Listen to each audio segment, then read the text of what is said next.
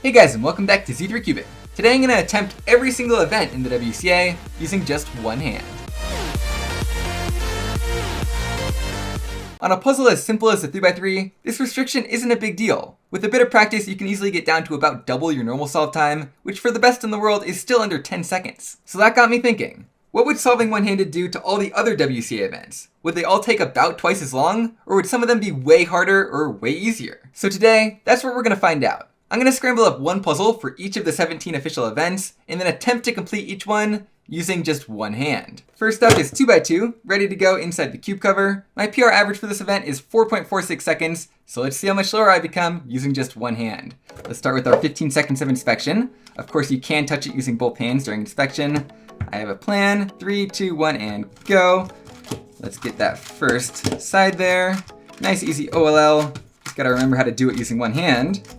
And 13.30 seconds, not too bad. Now that happens to be pretty much exactly what I average in the next event, 3x3, with a 13.56 average, and I have a feeling I know how this one is gonna go one-handed. So let's go ahead and begin in 3, 2, 1, and go. And I am a little bit out of practice here, but I think I should be able to get it done under 30 would be a good goal. Okay, got a nice easy OLL. And now we have an R-perm, which is kind of a longer PLL, which means I'm probably going to lose the 30-second mark right there. Yeah, 34 seconds, whatever. Now 4x4 is where things start to get a little interesting. With a PR average of 53 seconds, I have a feeling it's gonna take something more like 2 minutes to solve it one-handed. So let's go ahead and do some inspection here. 3, 2, 1, and go. Okay, now the moment of truth. Do we have parity? Yes, we do have parity. This is gonna be a pain. Let's hope I don't mess up this algorithm. Wow, and I even successfully executed an end perm to finish things off. I think I was maybe a little overly optimistic because that didn't feel too bad, so maybe more like 3 times the solve time would be a better guess from now on. 5x5. My normal average is 1 minute and 43 seconds, so if we can do this one-handed in less than, say, 5 minutes, that'd be pretty good. So let's start some inspection here. 3, 2, 1, and go. Okay, and finishing things up with a T-perm here. This is going a lot faster than I was expecting. I guess the more look-head intensive a cube is, like the 5x5, the easier it translates to one-handed because you're able to turn a lot slower while still solving at nearly the same rate. So that was 3 minutes 44 seconds, a lot faster than I thought. So maybe the big cubes won't be that bad. Next up is 6x6 with a PR mean of 3:15. So I think it would be a good time if I can solve it in like 6 or 7 minutes. So let's go ahead and begin in 3, 2, 1, and go. Well, we're doing some edge parity here, and there goes the goal of 6 minutes, but I think we're actually making pretty good time still. But there we go, 7 minutes and 9 seconds, so not too much more than double my normal time, and that was the first cube where my arm really started to hurt just from holding it like this. Now I don't have an official mean in 7x7, but my PR single is 5:31, so I guess we're gonna be aiming for around 11 minutes here. This might take a while. So let's go ahead and begin in 3, 2, 1, and go. Now my theory is, because centers require such fast turning compared to the rest of a big cube, that's where you lose the most time trying to do it one-handed. Regardless, I don't ever want to build a big cube center with one hand ever again.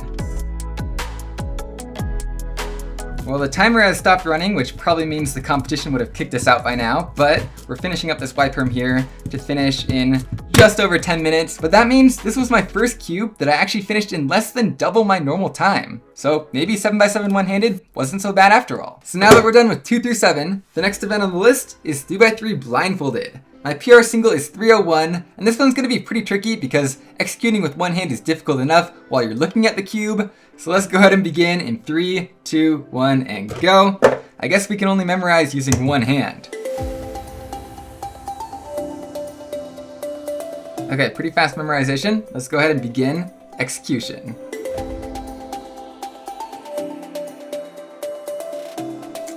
And did I flip all those edges correctly? I did! Okay, 6 minutes, 17 seconds. That's actually not a terrible time for me using both hands. I will admit, I did get a little bit of practice with those algorithms because that was my 3rd attempt to get a success. I'm still really happy with 6:17 though, and from now on, I'm gonna be doing everything in just one try. The next event is pretty unique, Fewest Moves. Now this is the one time I'm gonna switch over to using my right hand because it involves a lot of writing and I am right-handed. My PR mean is 30 moves. I have the scramble sheet right here, which I haven't looked at yet. I have 1 hour to come up with the shortest possible solution to this scramble. So let's go ahead and begin in 3, 2, 1, and go.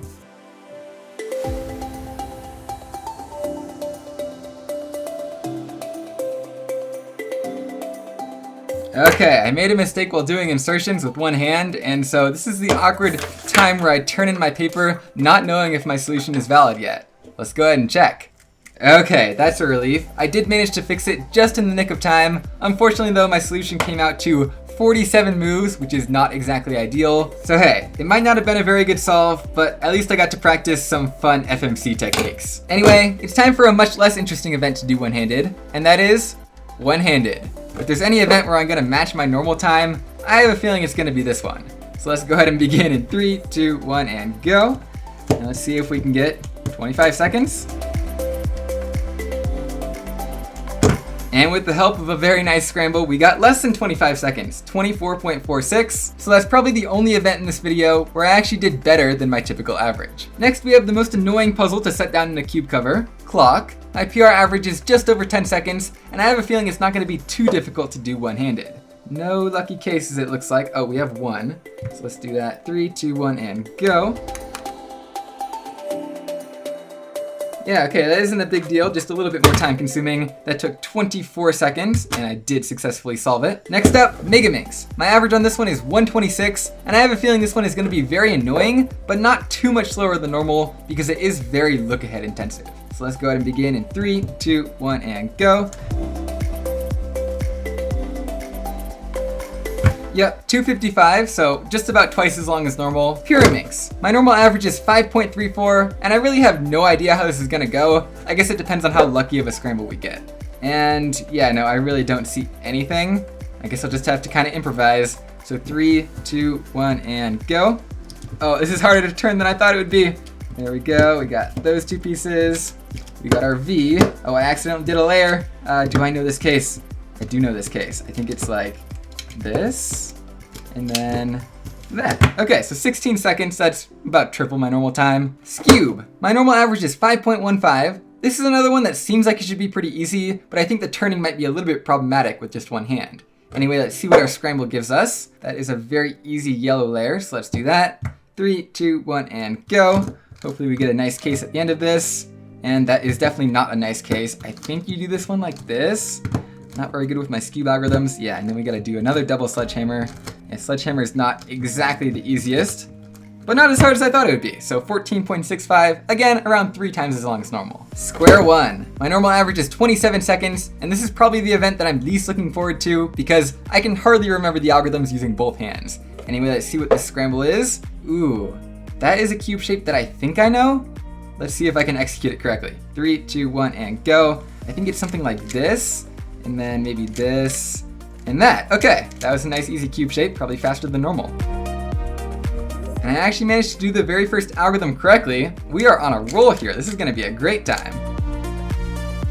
And then add on to that a very easy case at the end, and that was probably the best possible square one time I could have ever gotten one-handed. 113, still over double the normal time, but I will take it. This next event, 4x4 Blindfolded, I unfortunately forgot a bunch of the algorithms for, so I'm just gonna do the best that I can, given what I do remember. On the bright side though, my best official result is a DNF, so it shouldn't be too hard to match that.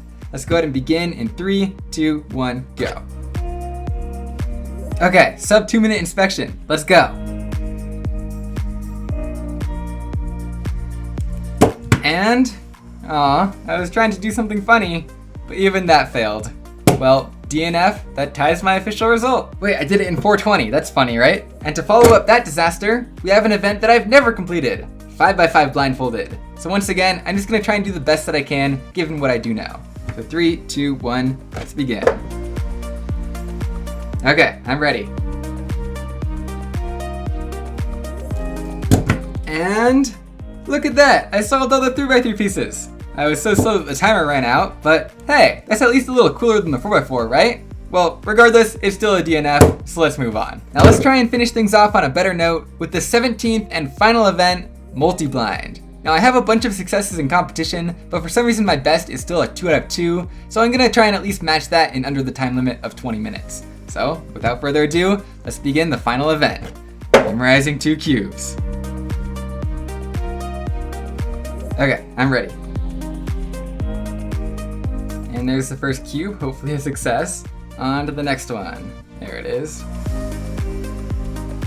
Okay, I'm actually feeling really good about this. And okay, this one was solved. This one was off by quite a few pieces. I probably just missed one move on this. That was under the time limit of 20 minutes, although because I only solved one cube out of 2, it is technically a DNF, even though it's only half a cube away from matching my PR. So as tempted as I am to try again, I'm gonna stick to what I said and call that my one attempt. And you know what? It was a pretty good attempt at that. But yeah, that is what it looks like to attempt every single WCA event with just one hand. I started this in the morning and the sun is already going down, so it took a little bit longer than I expected, but we got it done. Obviously, we had a little bit more success on this side of the table compared to the blind events. Those ones were very difficult, but I think we made a good attempt on all of them. But yeah, I hope you all enjoyed this pretty insane challenge, because that's pretty much it, and I'll see you guys next time.